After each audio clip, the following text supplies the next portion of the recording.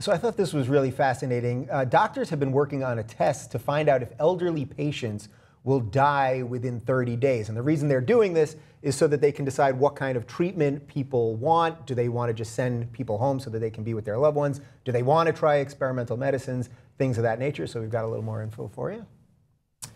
The checklist will prevent futile and expensive medical treatments which merely prolong suffering. The test looks at 29 indicators of health, including age, illness, mental impairment, previous emergency admissions, and heart rate, and produces a percentage chance of death within 1 month and 12 weeks. It'll provide a starting point for honest talk with patients and families about recognizing that dying is part of the life cycle. So I think this is fascinating at many levels. I don't think we talk about death enough. It's one of the two things. What's the other one? Taxes. There you go.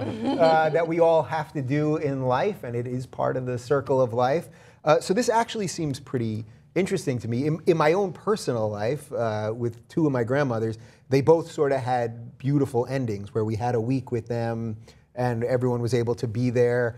One of my grandmas went into hospice and we were all able to say goodbye and all that kind of stuff. But there are so many examples where we keep people on machines for an extremely long amount of time. And by the way, this study is not about young people that maybe are in a coma or in a vegetative. This is about old people that are not going to come out the other side. So this is sort of what science is all about, right? Yeah. I think it's actually great. I mean, few people know this, but medical care is the third leading cause of death in the United States.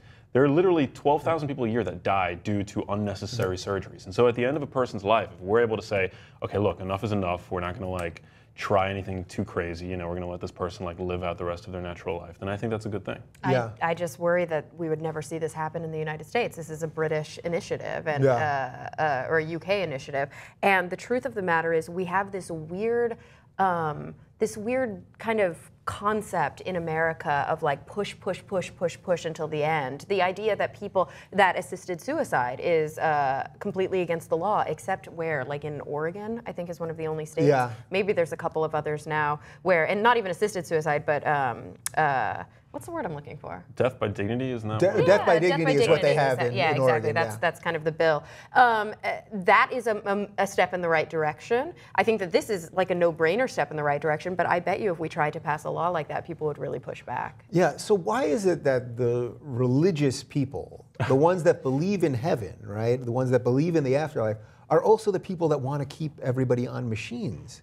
They're you know what I mean? They want you to go to the netherworld, and then at the same time they want to keep you here via science. Again, we've had a real theme with this episode, but there's this strange disconnect between... I think we all have that in these really emotional situations, but the truth is I think in practice more individuals would actually, if it was your mother, if it was your brother or sister, you would want to make the decision that ease their suffering. But I think that when we step away from it and we think about it in global terms, there's this intense fear, I think, and I don't know if it's coming specifically from the right or specifically from the religious right, I should say, but there's this intense fear that I don't want a doctor making a decision about when I live or die, and what if the doctor decides? And I get that. This checklist, for example, it's not well tested. I would like to see a year of this being implemented, but not actually, where somebody comes in, you do the checklist, and then you wait and you see how long it actually takes, and say, okay, this is 70% they're just at the beginning of this. Exactly. Yeah. Because I can understand that minor fear that crops up in somebody's mind where they go,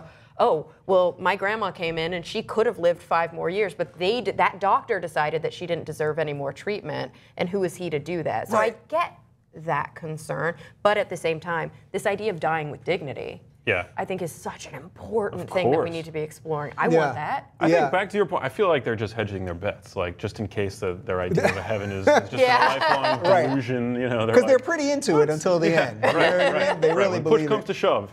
Yeah. But I think we would all be that way. I think all of us would say, I'll be ready for it when it happens, and then right before.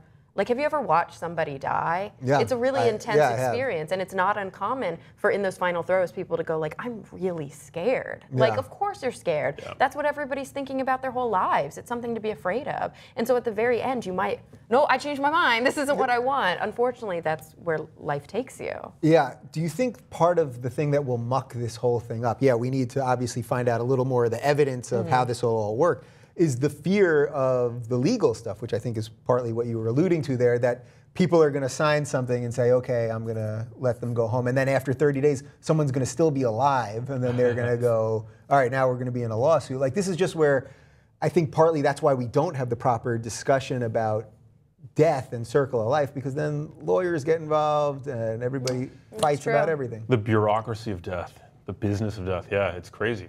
But I think that initiatives like this will go a long way towards, at the very least, igniting conversation.